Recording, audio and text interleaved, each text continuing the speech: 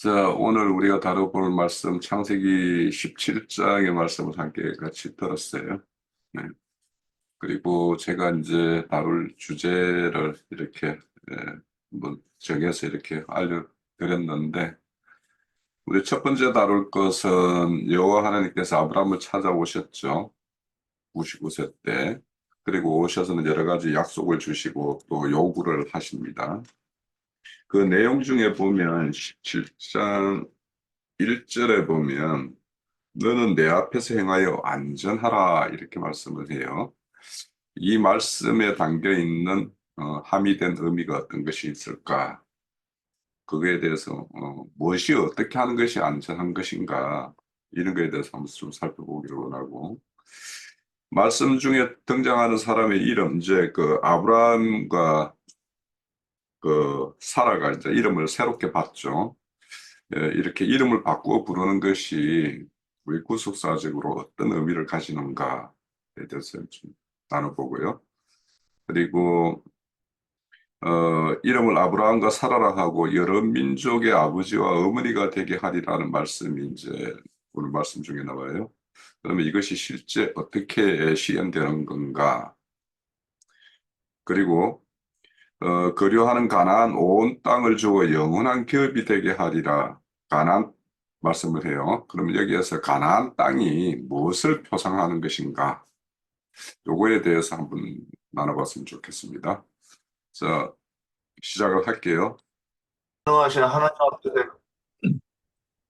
전능하신 하나님 앞에서 행하여 완전하라고 하는 요구와 이 말씀에 담긴 함의. 그래서 완전한 것은 우리가 이제 완전한 것도 이렇게 설명해 보시오 그러면 뭐 좀 이렇게 눈알 굴려가면서 좀 내용이 정리가 돼야 되지 않는가 그래 싶어요. 그래서 예를 들어서 얼굴이 뭐 언청이가 돼가지고서는 뭐 이렇게 이 코가 이렇게 심하게 찌그러지면 참 보기 싫고, 또는 이렇게 얼고도 응? 이 문제가 있고, 그리고 뭐 저처럼 턱이 이렇게 좀 삐뚤어져 가지고 옳은 말을 못하는 것도 이 문제가 있어요.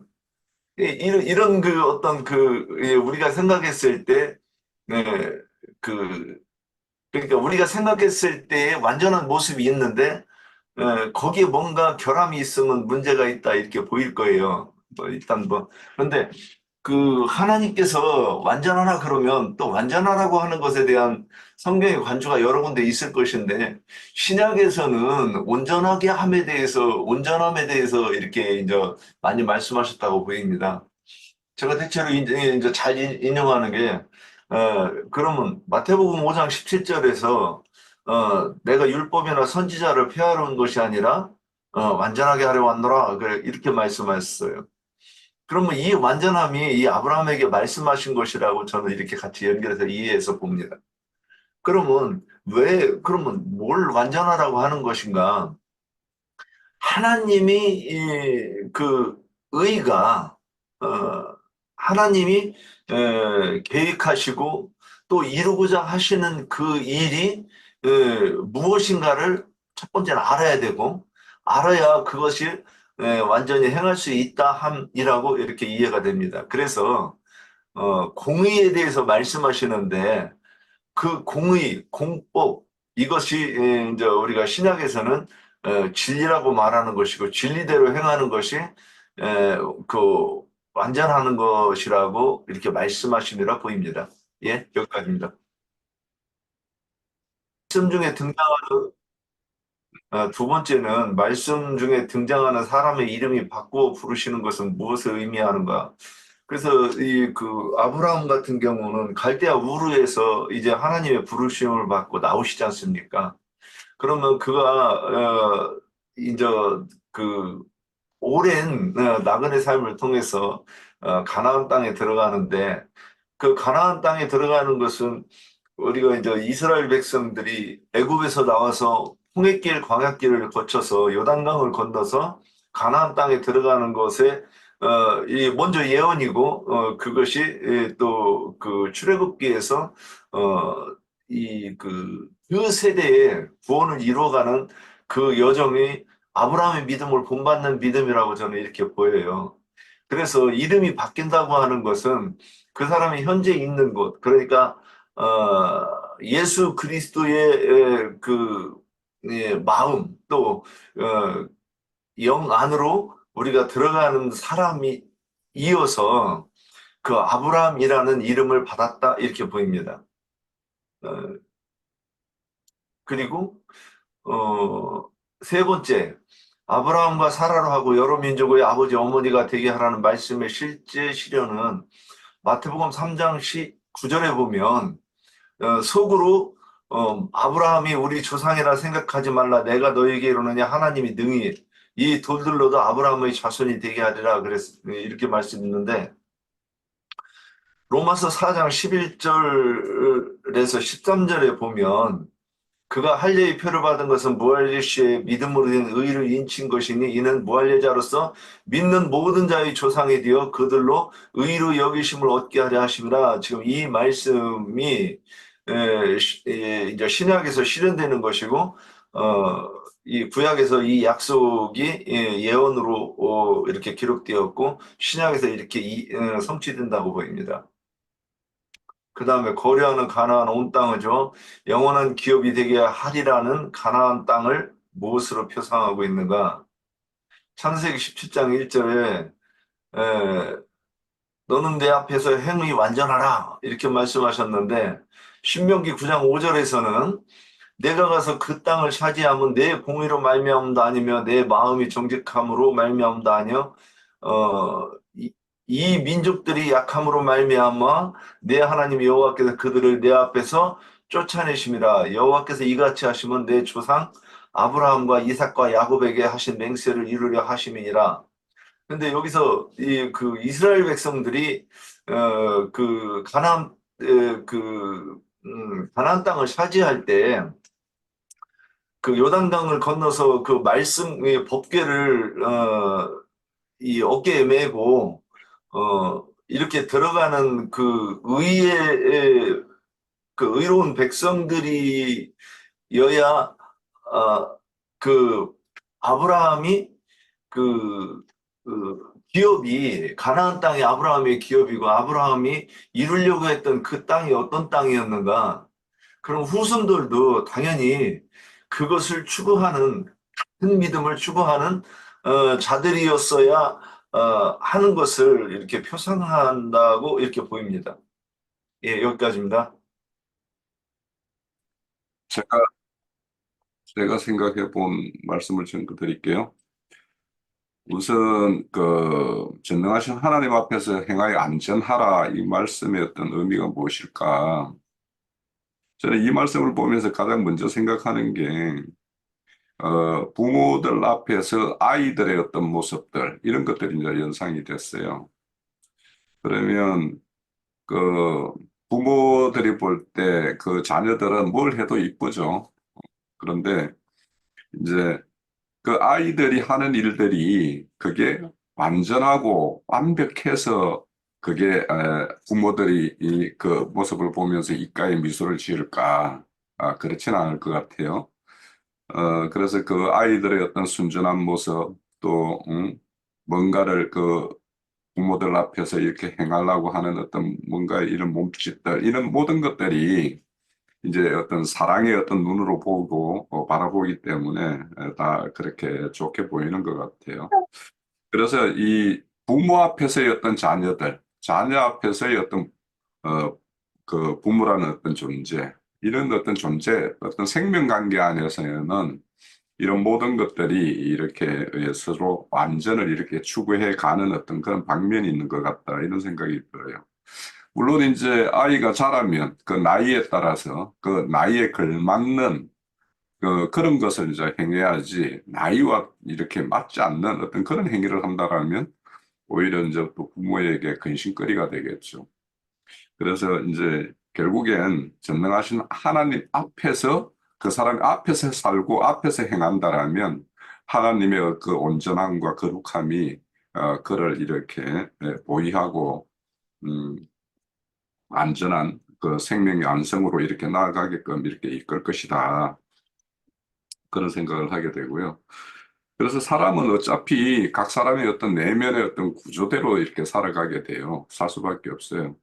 그래서 이제 하나님 앞에서 행한다는 것 자체가 안전하다는 의미보다는 안전을 추구해 가면서 나아가는 어떤 그런 방면이 있고, 그 빛이신 하나님 앞에 서면 그 사람의 어떤 그 어두움이라는 것이 조금씩 이렇게 점진적으로 드러나서 그 어두움이 빛으로 이렇게 전환되어서 빛의 자녀가 되는 것이기 때문에, 그래서 빛의 자녀로 이렇게 행하는 일들이 안전합니다. 그래서 이제 빛의 자녀는 물론 이제 진리 이 지식으로 장비되어 있고, 그것이 생명화되어서 그것이 누군가에게 이렇게 생명을 흘려줄 수 있는 어떤 그런 도구가 되었을 때 그것이 이제 빛의 자녀가 될 것이고, 그것이 온전함을 이렇게 에, 이루는 것이라, 이런 생각을 해요. 또 이제 말씀 중에 보면 이제 등장하는 사람들의 이름이 이제 이렇게 바뀌죠. 이제 그거는 많은 경우가 있어요. 우리 성경에. 그런데 이제 이게 사람은 하나님 관계 안에서 들어와 살 때와 하나님과 상관없이 살 때가 이렇게 대별되는 것이 결국에는 그 어떤 이름이 바뀌는 것으로 이렇게 한 획을 긋는다. 아브라함이 갈대우르에서 이렇게 부름을 받고 나왔지만 그 하나님과의 어떤 관계가 완전히 언약 관계로 이렇게 딱 들어가는 것은 이렇게 이름이 바뀜으로 인해 가지고 완전히 새 사람이 되었을 때 그 어떤 언약 관계에 완전히 들어가는 것을 이렇게 표상한다, 이런 생각이 들고요. 그래서 이제 흔히 우리도 이제 예전에 교회 다닐 때 보면은 천주교는 다 그렇게 하죠. 뭐 세례명을 가지고 있고, 또 우리도 이제 이렇게 뭔가 새로운 어떤 이름들로 이렇게 호명하기도 하고 그 이름으로 이렇게 불리기도 하는 이렇게 우리 형제 자매님들이 있는데, 그래서 이런 어떤 그런 어떤 형식적이고 뭐 이런 것도 있지만 실질적으로 그 우리의 가장 그 표본이 되는 사례가 뭐냐 하면, 실질적으로 이름이 바뀌고 그것의 이름 이전과 이름이 새롭게 된 이후가 완전히 그 인생 자체가 완전히 바뀌는 것의 대표가 바울 사도 같아요. 그러니까 예전 그리스도 안에서 살기 이전에 그때는 큰 자 사울이었다가 주님 안에 들어와서 그와 함께 살 때는 소자로서 이제 바울로 이렇게 완전히 개명되는 것. 그래서 성경에서 이렇게 누군가에게 이렇게 새로운 이름을 이렇게 받는 일. 그래서 이제 계시록에 보면은 새 이름을 이렇게 새겨준다라는 말씀, 이런 것들이 있는데, 새로운 이름을 받는다라는 것은 그 세계에 참여자가 되었다라는 완전한 어떤 선언의 어떤 의미가 있다라는 생각이 들어요. 그래서 우리가 그리스도 안에서 새로운 이름을 받았다라면 우리는 그리스도 세계의 온전한 참여자가 되었다라고 말씀을 할 수 있겠죠. 그래서 이제 여기서 하나 또 생각해 볼 것은, 이제 아브라함이 아브라함이 되고 사라가 되는 것은 그 이름들이 가지고 있는 것이 하나님의 어떤 일을 이루는 데에서의 각자의 어떤 역할과 어떤 그런 쓰임, 이런 것들을 좀 이렇게 규정하고 있는 것 같아요. 그래서 아브라함과 사라가 열국의 아비와 어미가 된다라는 이런 말씀도 그런 어떤 모든 그 하나님의 어떤 새 창조 일의 어떤 그 시초가 이 역사상에 펼쳐지는 어떤 시작점과 출발점이 아브라함과 사라를 통해서 이제 본격적으로 이루어진다라는 의미를 이렇게 드러낸다, 이런 생각을 하게 되고요. 또 아브라함의 어떤 사라와 이렇게 열국의 아비와 어미가 된다라는 이 말씀의 어떤 실제 실현은, 우리가 이제 바울 사도가 그 아담과 하와의 어떤 관계를 그리스도와 교회의 관계라고 이렇게 깨달았어요. 그래서 이제 그리스도와 교회의 관계가 역사상으로 이제 펼쳐지는 것이 이렇게 본격적으로 시작되는 것이 이제 아브라함과 사라로서부터, 그 이전에 물론 계보가 있죠. 그 생명 계보가 있긴 하지만 역사상의 어떤 믿음에 의해서 믿음으로 어렵다 하는 첫 번째 사람이 이제 이 아브라함이기 때문에, 그래서 이 열국의 아비와 어미가 되는 어떤 표상으로 이렇게 등장을 시키는 것이라고 생각이 되고요. 또 이 믿음으로 아들을 출산한 그 대표자가 이제 아브라함과 사라였고, 그 사라 사이에 난 그 아브라함과 사라 사이에서 난 이삭이 이 약속의 자녀로서 우리의 어떤 구속주 예수님을 어떤 상징하기 때문에, 그래서 약속의 자녀로서 이삭이 오셨고, 이삭이 왔고, 그것은 예수님의 표상이었고, 그 약속의 실제로 오신 예수님에 의해서 그 구약에서 약속하셨던 일들이 이제 새롭게 성취가 되는데, 그것이 이제 그 이 약속의 자녀가 하는 일은 새 창조의 일이었죠. 그래서 예수님이 모든 만사의 어떤 근원이시면서도 새 창조의 어떤 주관자가 되셔가지고 이렇게 아브라함과 사라의 어떤 열국의 의미가 되는, 그것이 이제 실제 예수님에 의해서 이제 실현이 되는 어떤 이런 것들을 이제 말씀을 한다라고 보여요.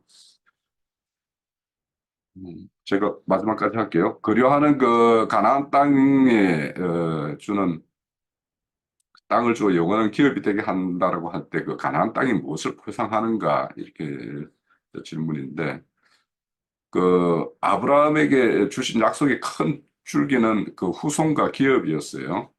그래서 후손에 대한 어떤 약속은 예수의 어떤 생명시인 말씀으로 인해서 이렇게 낳은 새 생명에 의해서 그 후손을 이렇게 완성시키는 것이 이제 우리는 잘 알고 있고, 그래서 이제 그런 어떤 예수님의 어떤 말씀을 받은 또 사도와 제자들이 이렇게 나가서 그 증거를 영접한 그 사람들에게 어떤 기름 부음 성령이 이렇게 임해서 새로운 어떤 피조물로 그 후손과 별과 같은 후손들이 낳는 것이 이제 성취됩니다.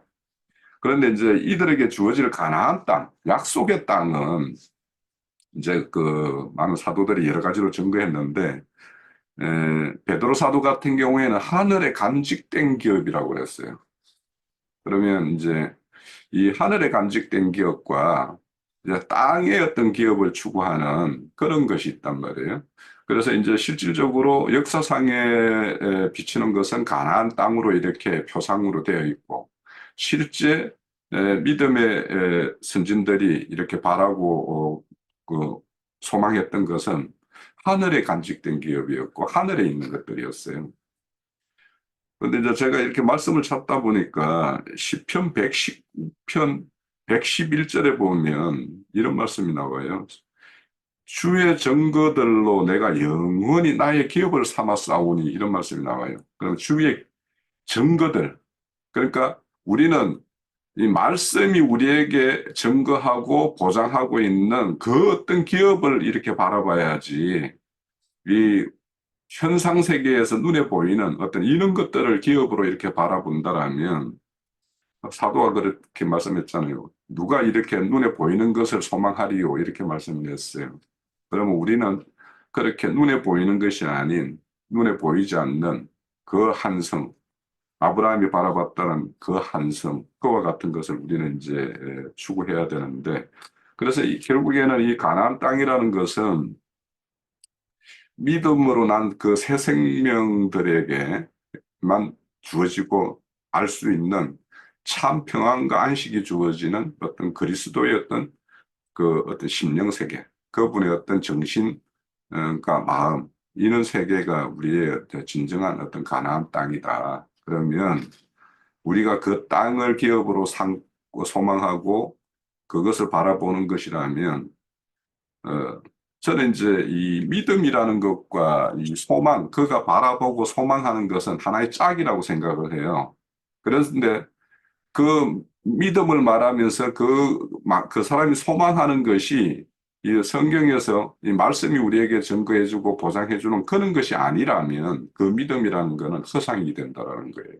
그러니까 우리가 바라는 것과 믿음이라는 것은 우리의 어떤 믿음의 어떤 내용이 어떠하고 무엇을 믿는가, 무엇을 바라는가는 이렇게 아주 밀접하기 때문에, 무엇을 바라고 무엇을 소망하는가, 이것을 보면 그 사람의 믿음이 뭘 믿는가를 우리가 이제 알 수 있다라고 생각을 해요. 그래서 우리가 이 가나안 땅, 그의 어떤 참 안식과 평안을 주는 어떤 그리스도의 어떤 심령의 어떤 세계, 그분의 정신 세계에 우리가 거기에 참여한 자라면 우리로 인해서 이렇게 펼쳐지고 드러나는 것들도 그런 세계여야 되지 않을까.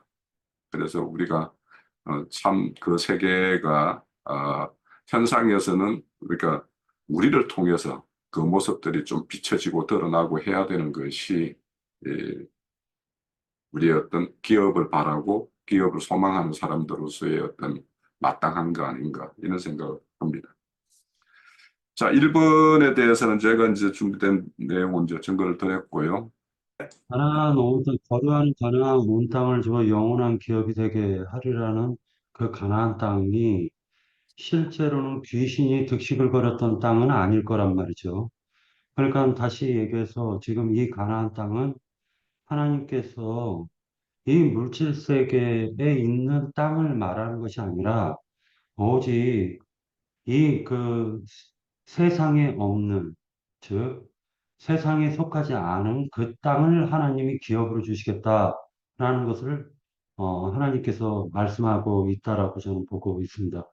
그래서 그러면 그 가나안 땅을 누가 들어가느냐? 5절에 보면 이제 후로는 내 이름을 아브라함이라 하지 아니하고 아브라함이라 하리니 이는 내가 너를 여러 민족의 아버지가 되게 함이니라라고 했을 때 그 민족의 아버지라는 것은 새 언약을 주신 그 영의 말씀으로 우리가 볼 수가 있다라고 생각이 듭니다. 그래서 어, 아브람이라는 그 육신, 육적인 그 믿음하고 지금 아브라함이라고 하는 그 아브라함이 받은 그 언약은 다른 언약이다. 예를 들어 가지고 아브람이 받았던 언약은 신의 산 율법을 상징하고 있다면 아브라함이 받았던 언약은 바로 새 언약을 말씀하고 있다라고 보여지고 있습니다. 그리고 또 네게서 왕들이 난다라고 얘기를 하고 있습니다.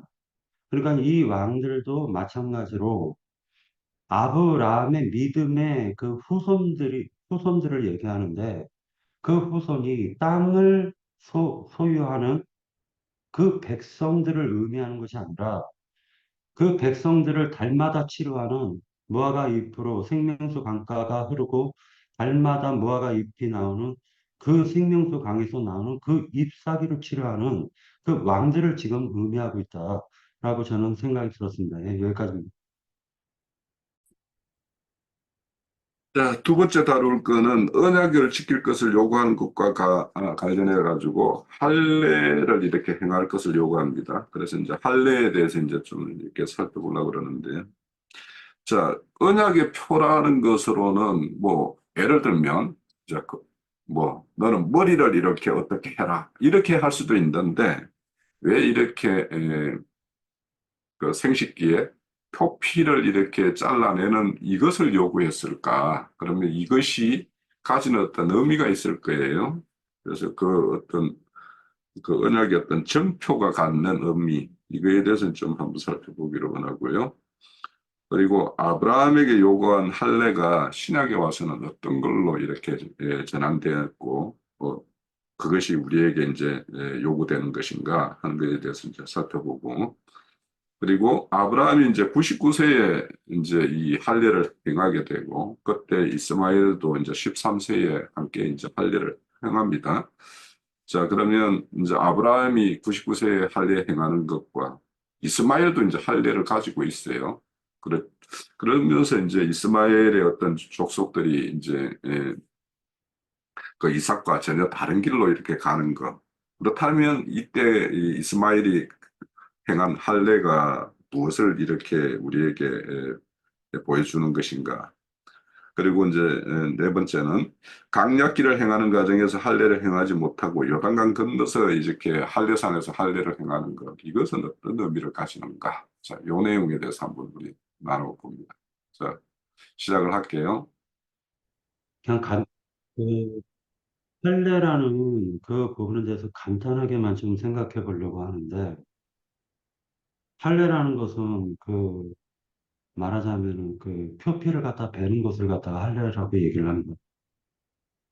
그런데 이 할례가 실현이 되는 것은 바로 예수 그리스도께서 인자로 오셔가지고 그분이 십자가에서 죽은 것이 할례로 드러났어요. 자, 근데 그 할례는 결국 우리들에게 적용을 한다면 결국 그 할례라는 것은 나를 부인하고 그 속에 하나님의 그 생명이 드러나는 것이 할례라고 보여집니다. 자, 그래서 성경에서 얘기하고 있는 이 할례 부분이 결국에는 제가 이제 예전에 구원파에 있었을 때 육으로 행한 것은 아무것도 아니고 오직 영으로 행하는 것만이 참된 것이다 라고 얘기를 해요. 구원파에서는.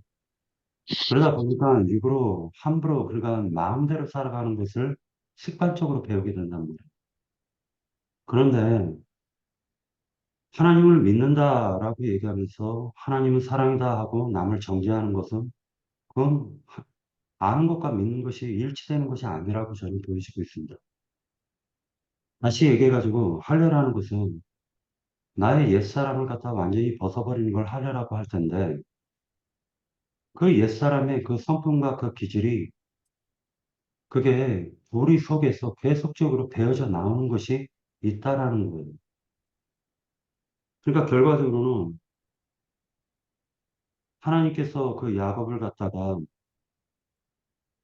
야복강에서 그 한도뼈를 쳐가지고 결국 지팡이 의지하게 만드는 것처럼 인간의 기질이라는 건 한도뼈 두드러 맞아가지고 지팡이에 의지할 때까지 그것이 구원에 이르게 하는 방법이라고 저는 생각을 하고 있습니다. 결국 이 포피를 갖다 베어라 라고 얘기하는 이 부분과 그 다음에 이제 이스마엘이 13세에 할례를 받은 이 부분에 대해서 지금 생각하려고 합니다. 이스마엘이 13세에 그 할례를 받았다라고는 얘기를 하고 있지만은 실제로 이 이스마엘이 그 할례 받은 것은 구원파적 할례로 저는 생각을 해요. 그래서 아는 것과 믿는 것이 일치되지 않은 그 할례를 이스마엘의 할례다라고 생각이 들었습니다. 다시 얘기해서 성경을 갖다가 하나님의 생명을 받았으면 그 생명이, 그 생명이 이 세상 가운데 하나님의 생명과 그 뜻이 이루어지는 것이 실제로 하나님이 우리를 부르신 이유와 목적이라고 생각이 드는데 구원파에서는 그러한 것들을 갖다가 몸으로 행동하는 모든 것들은 아무것도 아닌 것처럼 취급을 함으로 말미암아 이스마엘의 할례만 받게 하고 실제로 아브라함의 그 연단된 마음, 아브라함이 하나님께 달궈진 그 마음의 상태, 즉 하나님의 뜻을 이루고자 하는 그 하나님의 그 목적과 그 계획을 갖다 성취하고자 하는 그 아브라함의 할례는 받지 못하게 한다. 구원파적 할례라는 것은. 그래서 그런 부분을 갖다가 우리가 생각할 수가 있지 않을까라는 생각을 해보고요. 광야길을 행하는 과정에서 할례를 행하지 못하고 요단강 건너서 할례를 행한다라는 의미에 대해서 생각을 해보려고 하는데 실제로 우리가 이 세상을 살아가고 있는 우리의 육신의 몸에 거울 속에 비치는 나라는 존재 속에는 하나님께서 가장 소중한 영과 그 혼을 담고 계시다라고 보여지고 있습니다. 그러니까 요단강 세상적으로도 그 생을 마감한 사람 보고 요단강 건넜네라고 얘기를 하고 있습니다.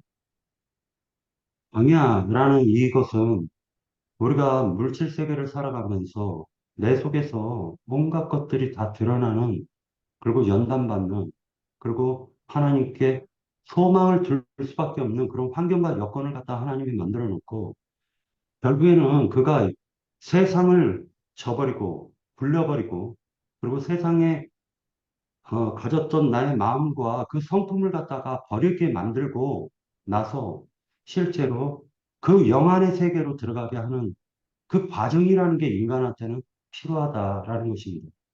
그래서 6월절을 거쳐 무교절을 지나 초실절로 들어가게 하는 그러한 것을 갖다가 요단강 건너서 할례를 행했다라고 표현한 것이 아닐까 그런 생각을 해봅니다. 네, 여기까지입니다. 네. 예, 제가 또 이어가 보겠습니다. 할례를 받지 않으면 언약을 배반하는 것으로 간주. 할례를 예, 어떤 의미가 있기에 언약의 증표로 삼을까 그랬는데, 음, 그 믿음을 아브라함이 그 할례를 받기 전에 믿은 것을 이렇게 이제 증표로 받은 것이 할례다 그랬는데, 그러니까 이게 믿음의 표다 이렇게 예, 이해를 해야 될 거예요. 그래서 사람이 믿음으로 행하지 않으면 모든 것이 죄인데, 구약의 시대 아브라함이 이미 그 할례를 받는다고 하는 의미는 그 사람이 믿음에 이르렀다 함이고, 믿음에 이르는 것은 결국 그 성령의 계시를 통해서만이 이 믿음에 이르는 것인데, 그러면 성령이 계시를 하시면 어떤 일이 있는가? 그 속에서 그 성경을 읽을 때 그 문자 이면에 감추어진 하나님의 비밀인 예수가 그리스도이심이 보인다고 하는 것이라고 이제 먼저 이렇게 설명을 해놓고, 그러면 아브라함의 구약 시대에도 그러한 믿음을 가졌다, 우리는 이렇게 이해를 해야 신약에 있어서도 믿음 또는 우리가 믿는다 그럴 때 아브라함의 그 믿음이 이렇게 설명이 되어야 우리도 또한 이러한 믿음을 갖는다 이렇게 말할 수 있지 않겠는가. 그러므로 그런 믿음을 그 아브라함의 믿음 또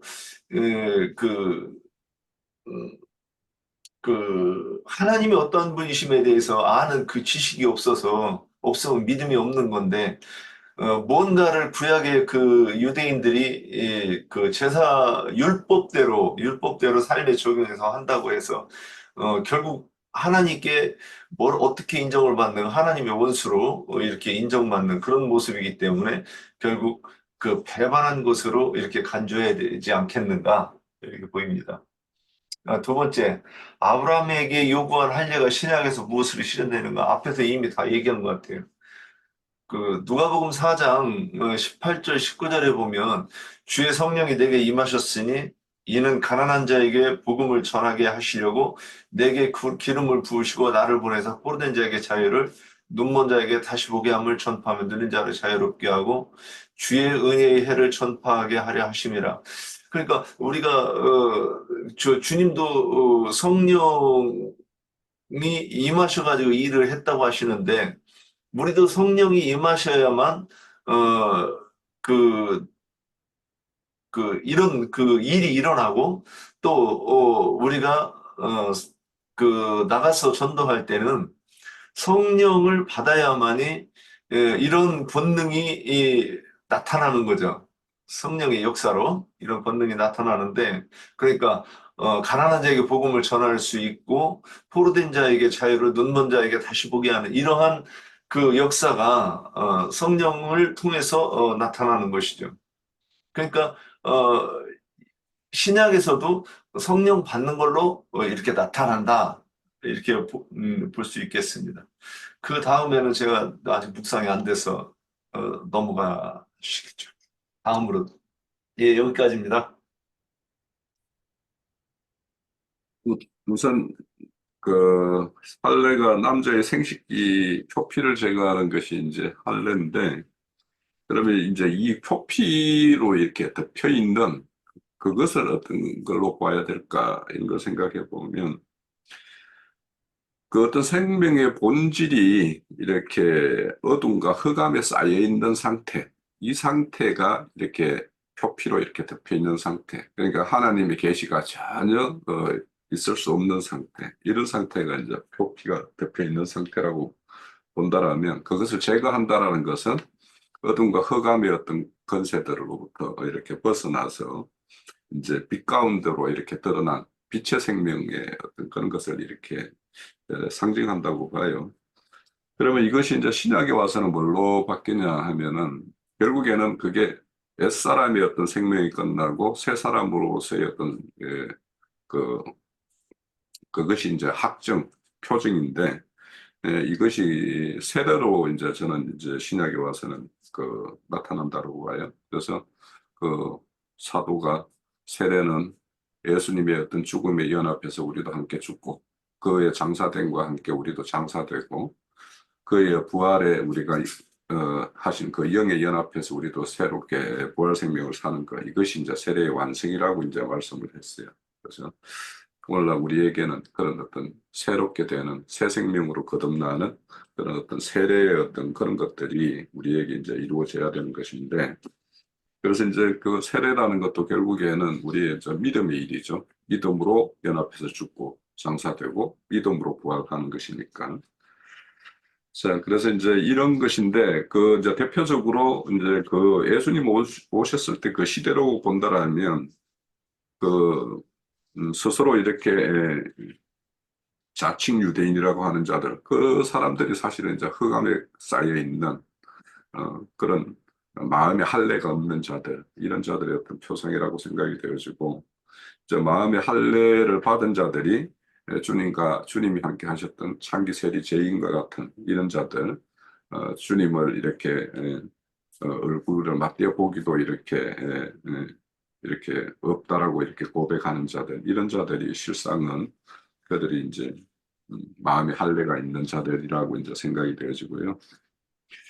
그러니까 결국에는 이제 주님이 나를 따르라고 할 때 그 주님을 따를 수 있었던 사람들은 다 이제 어둠과 옛사람의 어떤 옛생명이 이렇게 끝난 사람들만이 이제 주님을 따를 수 있었던 것이고, 그래서 이제 그런 것들이 결국에는 주님과 함께 할 수 있는 그것이 우리의 어떤 마음의 할례가 이렇게 이루어진 그런 자들이 이제 여기서 말하는 어, 할례를 받은 자고, 그래서 우리가 해야 할 일들, 그러니까 우리가 마음의 할례를 받았고 마음의 할례를 가진 자들이 해야 할 일은 이렇게 죽음에 있는 어둠과 흑암에 쌓여 있는 그들을 이렇게 빛 가운데로 불러내는 것이 이제 우리가 해야 될 일이기 때문에, 그래서 우리가 죽은 자들의 세례를 위해서 사도가 그렇게 말씀을 하시죠.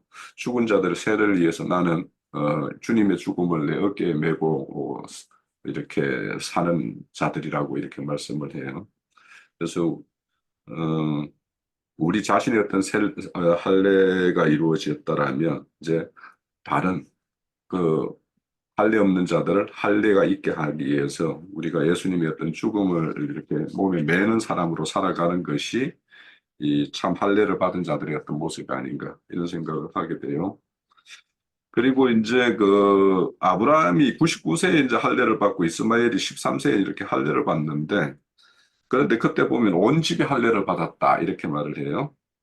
그래서 이제 하나님이 이렇게 구속을 이렇게 펼쳐가는 가운데 보면은 이 가정을 이렇게 굉장히 그 중요한 기초 단위로 이렇게 생각을 해요. 그래서 보면 내 집에 구원이 이르렀다 이런 말씀도 하고, 그래서 교회를 이루는 것도 우리 이름에 있어서도 그 한 가족들이 이렇게 한 기초 묶음이 되죠. 그래서 이제 그 아브라함이 온 집이 이렇게 할례를 받았는데 거기에 보면은 집에서 난 자도 있고 돈으로 사온 자도 있다고 그래요. 그래서 그거는 집에서 난 자는 아무래도 이제 혈통적 이스라엘을 말할 것 같고, 사온 자들이라는 것은 이방인들을 이제 말할 것 같아요. 그래서 그 아브라함의 집이라는 것은 오늘날 우리 교회의 모습의 온전한 어떤 완성된 모습, 이런 것이 이제 표상한다라고 보여지는데, 그런데 이제 아브라함이 99세에 할례를 받고 100세에 이제 아들을 낳죠. 그래서 이제 할례라는 것이 그렇게 어떤 충만을 이루는 어떤 전제 조건이다라는 어떤 그리고 이제 약속의 자녀를 얻는 것의 어떤 전제 조건도 된다라는 것이 이제 할례라는 거예요. 그래서 우리가 금방 우리 박영재가 그 강약길에서 이렇게 할례를 행하지 못고 요단강에서 할례를 행한다라는 것을 이제 강약길은 하나님의 어떤 시험과 연단을 통해서 마음의 할례를 이렇게 행하는 것을 이제 표상하는 것이라고 이렇게 말씀 주신 것 같은데, 되게 합당한 어떤 그런 말씀인 것 같고, 그래서 이제 이 할례라는 것을 이제 세례로 이렇게 우리가 다시 해석을 이렇게 신약에서 적용한다라면, 우리가 예수님과 함께 죽는 과정이 있고, 그리고 장사되는 과정이 있고, 완전히 새 생명으로 부활하는 과정이 있기 때문에, 그래서 강야라는 음, 그 어떤 장사 기간, 그걸 끝내고 나서 이제 온전히 새 생명으로 살아났다라는 어떤 증거로서 요단강을 건너서 거기에서 이제 할례를 치는 것, 이런 것의 어떤 표상이라고 이제 저도 그렇게 이제 보는 관점이 있었거든요. 자, 그래서 우리가 이 강약길에서의 어떤 할례는 어째 보면 우리가 신앙 여정에도 보면 그 교회에서의 어떤 뭐 새 이름을 받는다라는 것도 이제 할례의 한 모양과 이렇게 겹치는 부분이 있는데, 그래서 그런 어떤 우리가 과거의 어떤 교회에서 새 이름을 받았고 거기에서 세례를 받았고 하는 것들은 그런 어떤 모형이었다라면, 이제 말씀에 의해서 우리가 완전히 그 마음에 이렇게 할례를 치는 어떤 그런 거는 진리 교회에 와서만이 이게 온전히 이렇게 이루어지는 어떤 그런 모습이다라는 것도 요단강을 건너서만이 이렇게 할례를 치는 것과 이렇게 또 견주어서 이렇게 볼 수 있겠다 싶습니다. 자, 두 번째 주제에 대해서 뭐 이 정도로 할까요? 증거 주실 분 계세요?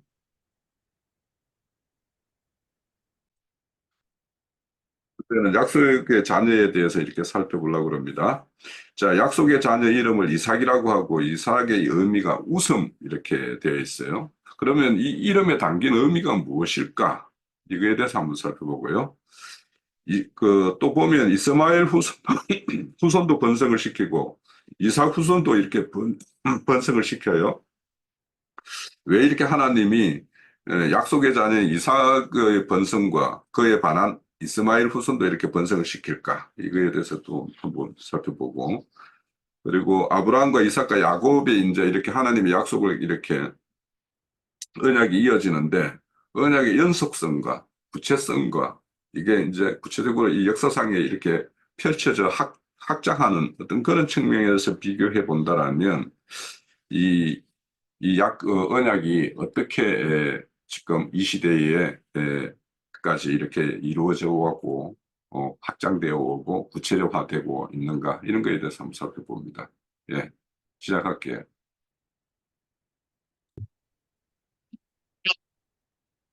실제로 하나님께서 그 17절에 보면은 아브라함이 엎드려 웃으며 마음속으로 이르되라고 얘기를 하고 있습니다. 그 이유는 사라의 나이가 90세다라고 얘기를 하고 있습니다.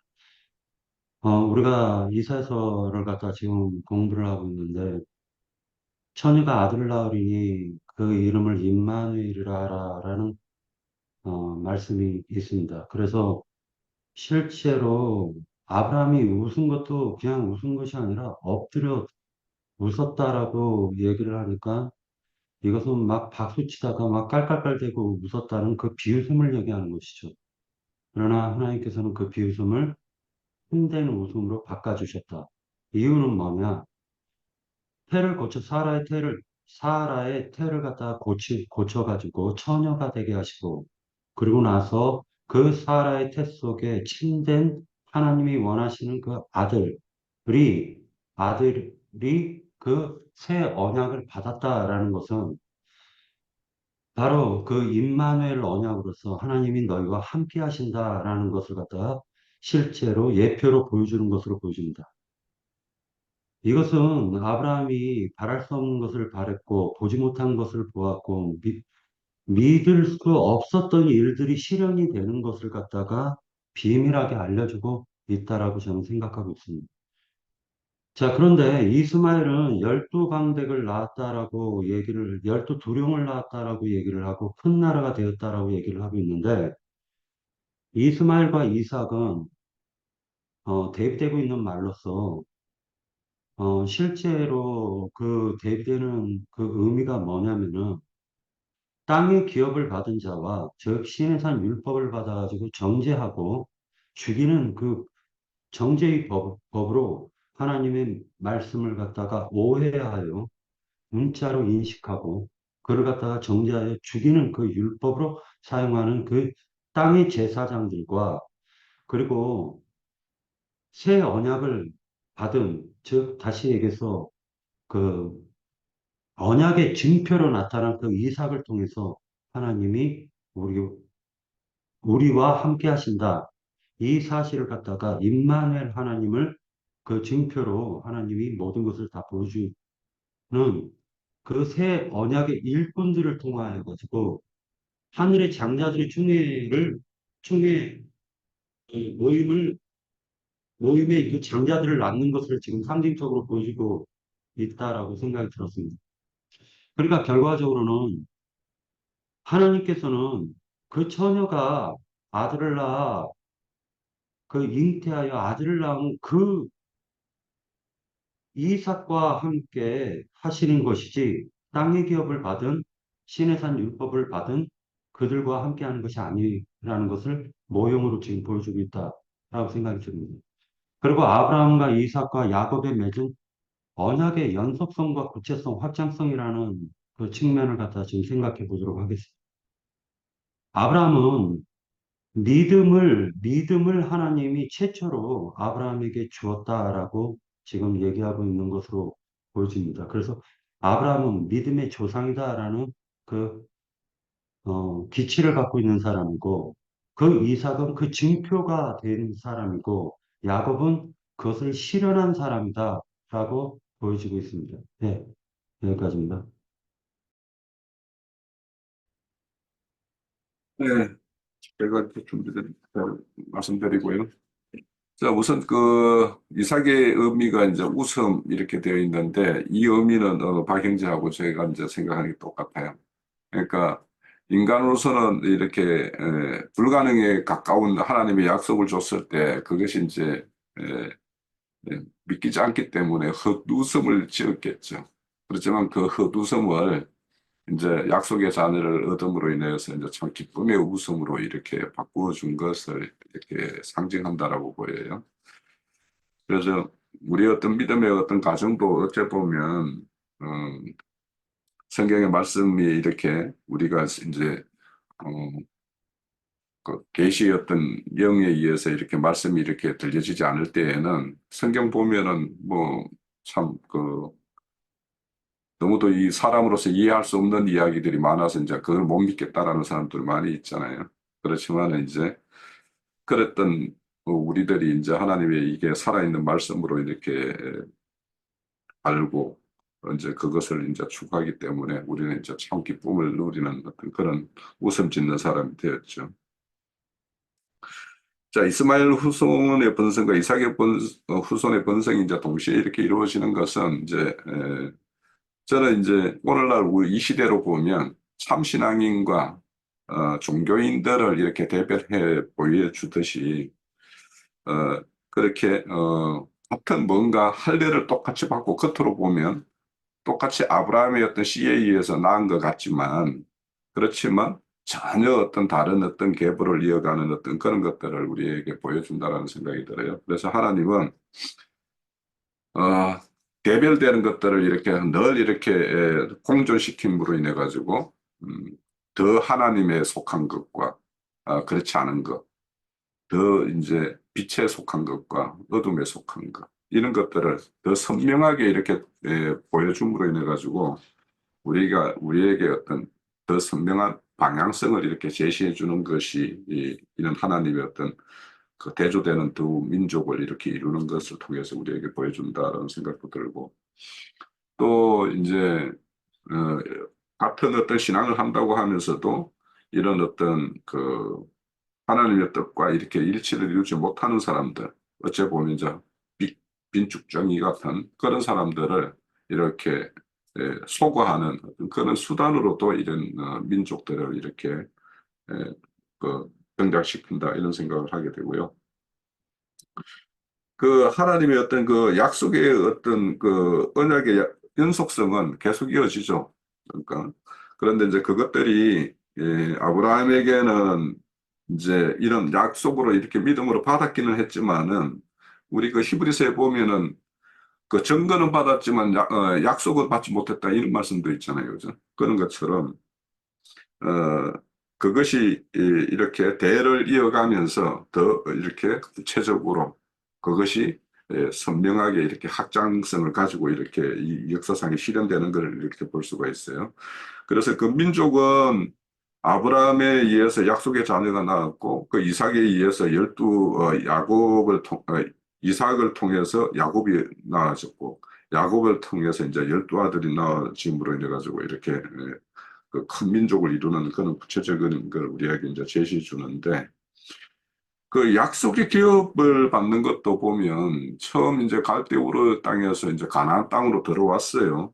들어왔지만은 그 아브라함이 처음에 들어와서 가나안 땅을 살 때는 그 땅을 실효적으로 지배하고 그렇게 그 땅을 사는 것이 아니라 오히려 더부살이처럼 애국인처럼 이렇게 뭔가 이렇게 거류민처럼 이렇게 살았단 말이죠. 그렇지만 이제 큰 민족을 이루고 난 다음에는 그 땅을 실질적으로 쟁취해서 주권적으로 이렇게 지배하는 그 땅으로서의 어떤 소유하는 어떤 모습으로 이렇게 구체적으로 이제 그 약속도 실현되는 것을 볼 수 있어요. 그러면 이제 이런 것들이 오늘날 우리에게도 이제 그 믿음의 어떤 자치에 의해서 이렇게 이루어지는 일들이 그 많은 어떤 믿음의 후손도 일어나고 또 믿음의 후손들에 의해서 하늘의 어떤 기업이 이렇게 또 구체화돼 가고 그런 모습도 우리가 볼 수가 있습니다. 그래서 구약의 어떤 모형과 그림자와 같은 것들이 이제 신약에 오면은 이제 다 우리의 이 시대에 이렇게 완성으로 나아가는 모습을 볼 수 있는데 그 제사장들에게 간유의 어떤 부어짐이 이제 오늘날 우리에게는 기름 부음으로 그 영의 어떤 부음을 받는 것으로 이렇게 실현이 되어 있고 그때 건물 성전은 오늘날 우리 거룩한 모임인 어떤 교회의 모습으로 이렇게 완전히 실현이 되어 있고 그리고 거기에서 이렇게 행하는 어떤 제사의 어떤 모습은 희생 제사가 그 참 제물로 오셨던 그분을 이렇게 이름을 증거하는 어, 산제사 이런 제사로 이렇게 완전히 대체가 되는 어떤 이런 것들을 우리가 보면서 이렇게 눈에 보이는 것들이 사실은 모형이고 그림자이고 눈에 보이지 않게 일어나는 것들이 실제라는 이 그 반전.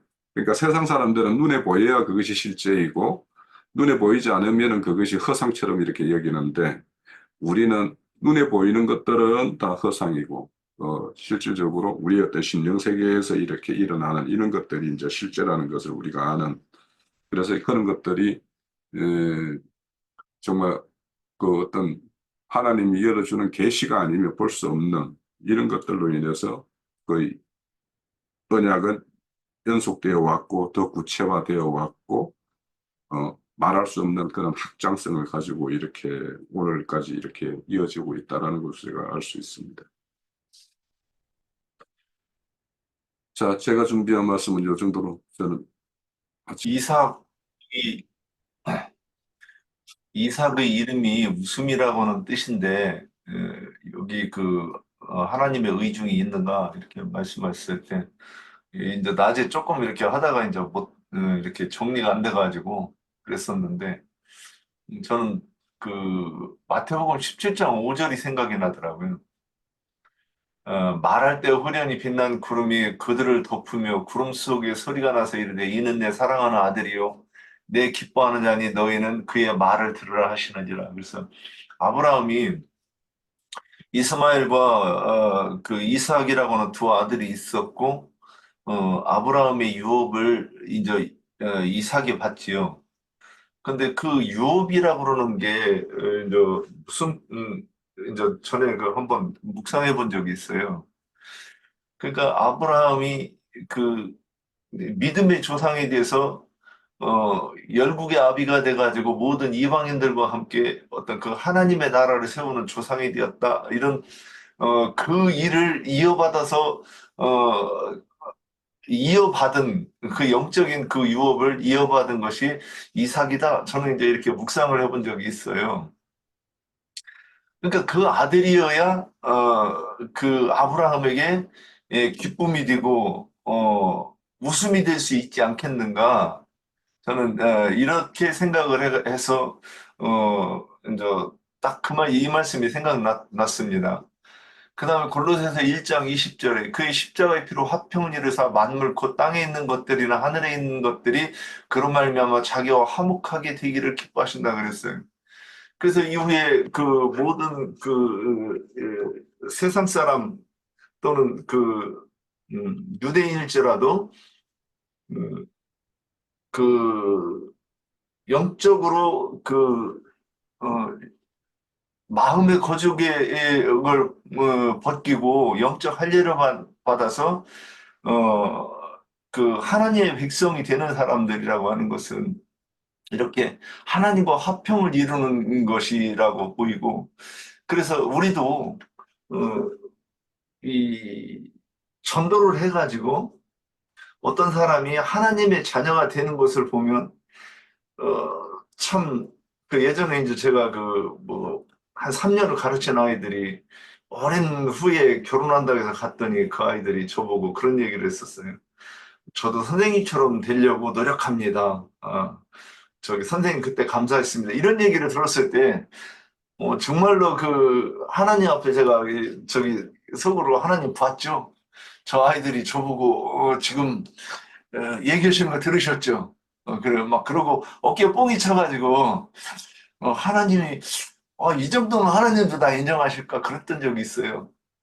그때 며칠 후에 공화관에 하나님 딱 나타나셔가지고 무려 30년 정도 됐는데 한 번 뭐 이렇게 기도에도 응답도 없고 그러시더니 딱 그때 한번 나타나셔 저한테 이제 저는 그때 환상으로 보았는데 너 이제 믿음에 대해 설명해봐 그러셨었어요. 그때 제가 이제 막 내가 그 아이들한테 가르쳤던 믿음이라고 그러는 거 되면 안 될 것 같은 본능적으로 알면서 내가 그걸 못 되고 끙끙댔더니 음, 그때 감옥에 갇힌 그 모습을 금기로 묻는 집에 와서 깨달았어요. 그거를 그때 그 꿈이 그 환상이 그런 것이었다는 걸. 그런데 지금 와서는 이제 진짜 제대로 복음을 전해서 누군가가 내가 하나님의 자녀가 되고 이 주님의 몸된 교회를 이룬다고 그러면 우리가 그를 볼 때 얼마나 나를 영광스럽게 하고 하나님 앞에 내가 칭찬받을 수 있는 요건이겠는가. 그러니까 뭐 내가 인생을 산 의미가 사실은 뭐 육신의 자녀를 잘 기르는 것도 있겠지만 실제로는 내 삶이 진짜 의미가 있는 것은 그것 아니겠는가. 그래야 그 아들을 볼 때 기쁨이 되고 웃음이 되지 않겠는가. 이런 관점에서 이렇게 좀 보였습니다. 예, 여기까지입니다. 이삭이라는 지금 의도가 아브라함이 창세기 11장 말미에서부터 이제 믿음의 사람으로 이렇게 시작이 돼서 나오는데 창세기 지금 15장을 지나서 17장까지 왔을 때도 불완전한 믿음이었었다는 거죠. 그래서 인간적인 어떤 통념, 세상적인 통념으로 봐서는 100세 된 사람이 또는 90세 된 사람이 어떻게 자식을 낳는단 말인가 하고 그냥 웃어넘길 수밖에 없는 말씀으로 그때의 처음에 들을 때 언약 말씀을 들을 때 그 믿음이 그렇다는 거죠. 그런데 실제로 이삭이 딱 약속대로 나아지고 나니까는 이제는 참신앙으로 이렇게 확정되어지는 그런 이제 믿음의 사람이 드디어 된 거죠. 할례라는 것이 실행이 된 거예요. 말하자면 할례라는 의미는 믿음을 확정하는 증표이기 때문에 그게 실상으로 나타난 것은 이삭이 태어난 것이거든요.